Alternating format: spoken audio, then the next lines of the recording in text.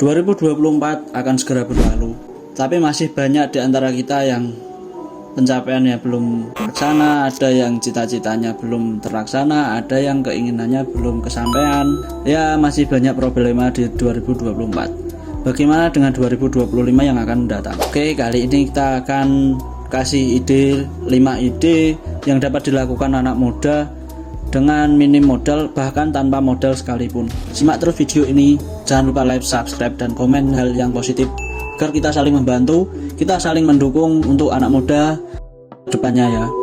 Oke, langsung saja pada ide yang pertama.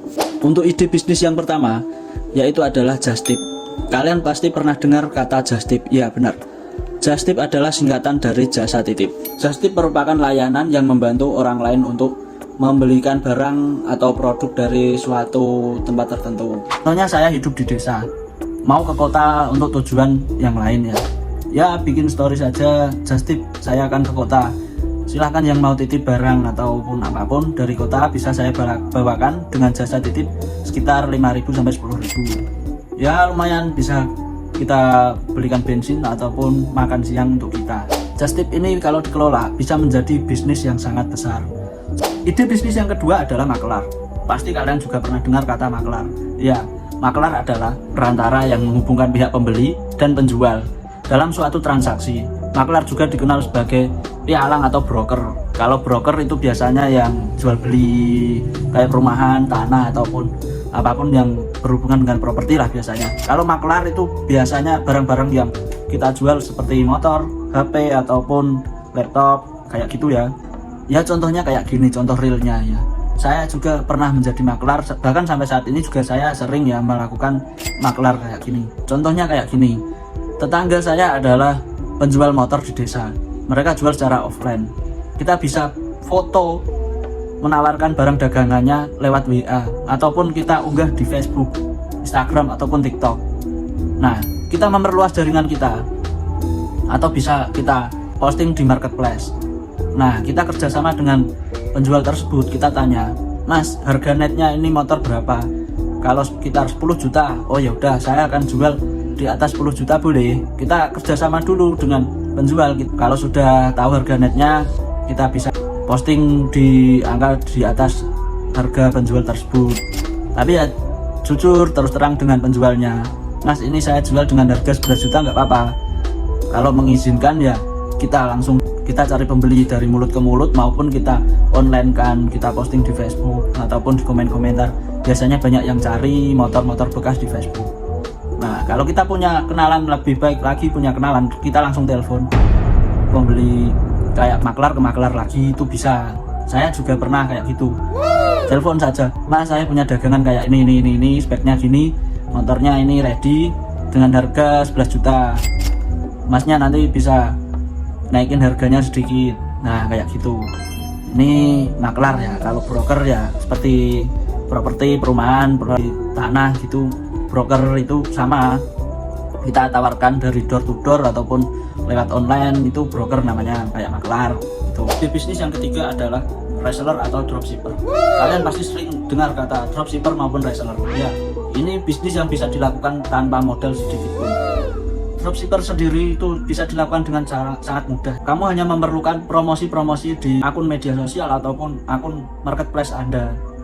Dropshipper kita tidak usah melakukan packing, tidak usah nyetok barang, kita hanya ikuti saja stok dari penjual, kita jual lagi, kita hanya mempromosikan jualan mereka.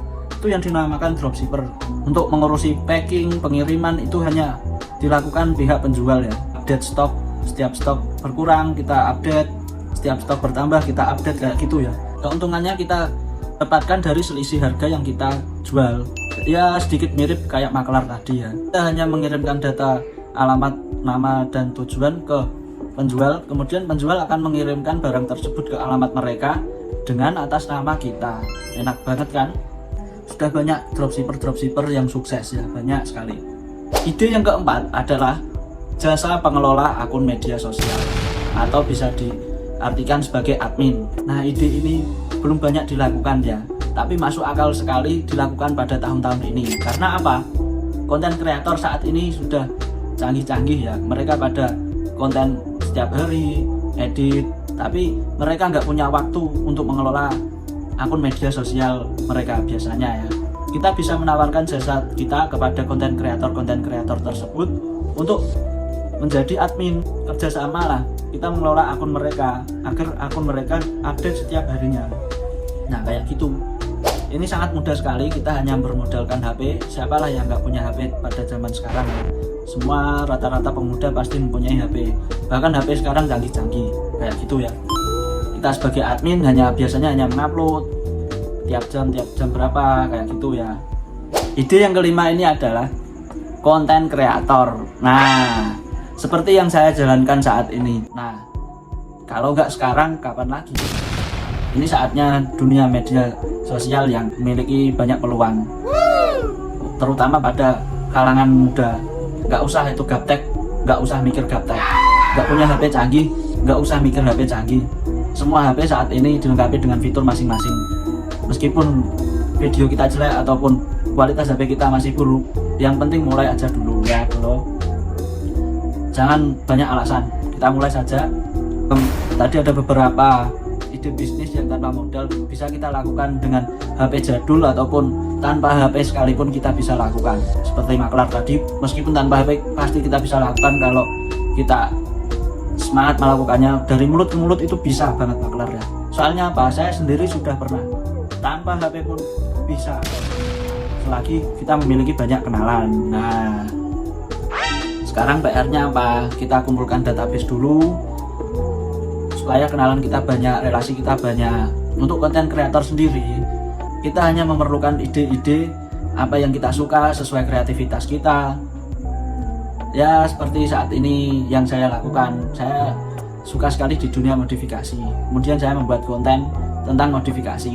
Nah kayak gitu, itu bisa menghasilkan cuan ya.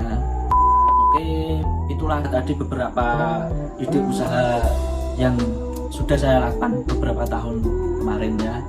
Semoga dapat menginspirasi teman-teman. Ada ide apa lagi yang bisa ditambahkan untuk menginspirasi teman-teman kita yang lain? Silahkan komen di bawah dan jangan lupa like, komen hal yang positif. Jangan lupa subscribe. Oke, sekian dulu. Wassalamualaikum warahmatullahi wabarakatuh.